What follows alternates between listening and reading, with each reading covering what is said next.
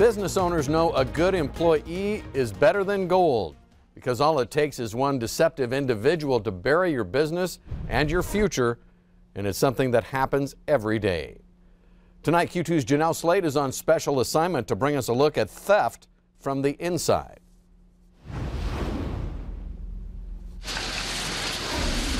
Money is a big cause of crime, greed. They don't have it and they want it. And whether it's hundreds, thousands, or sometimes even millions of dollars, business owners right here in Billings face the risk of employees stealing the company blind. They could be sitting there at their keyboard right next to you, chatting about taking their kids to Little League.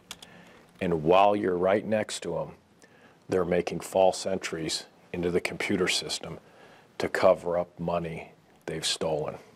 It happens daily, and it always will.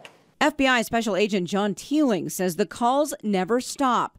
90% of his caseload surrounds employee embezzlement. Generally not sophisticated, and it's often that valued employee, the last person you'd ever expect. I just felt violated, and I really felt hurt. And then I'm thinking, well, what about other employees? What's going on here? It took Bill Underreiner and out-of-state accountants 4 months to figure out just how much his former bookkeeper had embezzled over 3 years. I had an insurance policy for $250,000, and that's when I stopped.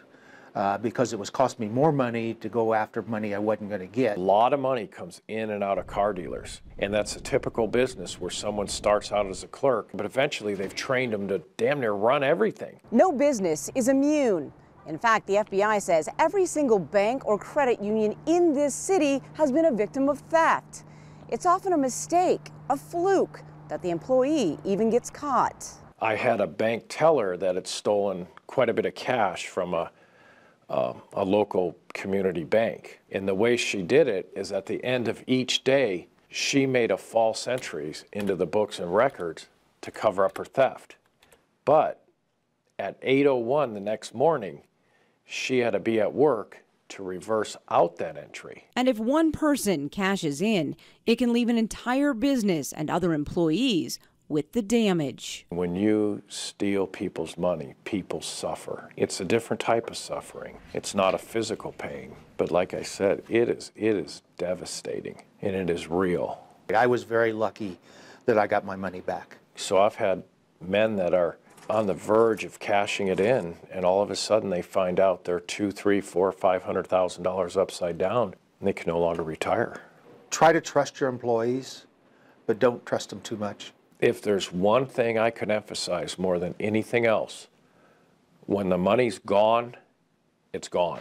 In Billings, Janelle Slade, MTN News. And Janelle tells us nationwide the FBI receives approximately 500 to 1,000 complaint calls each day from people and companies who have been defrauded. Now, fraud is a billion-dollar industry. Unfortunately, it is thriving and an evolving business. The same things that happen in New York also happen here in Montana. Now, the experts tell us there are a few simple rules to help prevent this type of thing from happening in your business. First of all, get a lockbox, because mail can be stolen. And any cash or checks that come into your business should first be tabulated by people who are not in the accounting department. Make sure that amount is deposited into the bank. Rotate employee duties and force mandatory vacations.